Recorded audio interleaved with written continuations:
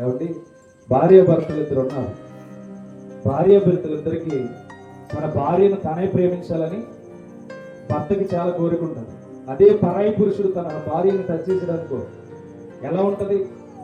చాలా కోపం వస్తుంది. అదే పొజిషన్ లో ఉన్న భర్త ఇంకొకరిని టచ్ చేయడానికి ఆలోచన చేస్తే అది పొరపాటున తనకు తెలుసా తెలీదా? తెలుసుంటారా? తెలుసు. కానీ తన భార్యకి ఎవడైనా కనుచూపు వేస్తే వీడికి కోపం రగిలించబడిపోతుంది. కానీ వీడు వేరే వారిని టచ్ చేస్తే మరి తన భార్యకి రాదంటారా? వస్తుంది.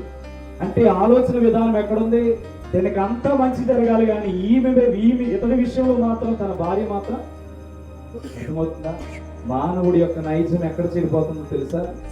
చేస్తున్నది అది పాపం అని తెలిసి అప్పుడు చెడిపోతుంది.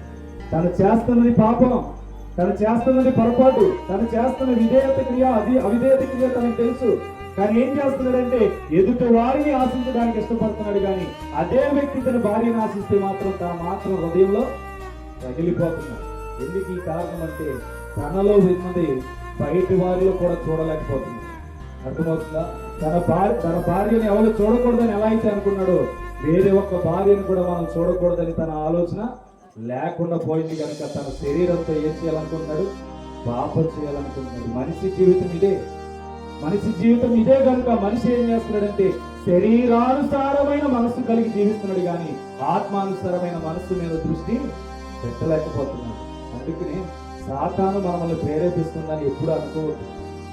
మన శరీరంతో చేసేవన్నిటికీ లెక్క అప్పగించాలని 2 కొరింథీ 5:10 చూస్తే స్పష్టంగా సెలవిస్తున్నాడు అమ్మా. అది మంచి వైనను సరే చెడ్డ వైనను సరే దేహముతో చేసినవన్నీ న్యాయపీఠం ఎదుట మనం ఏం చేయాలంట?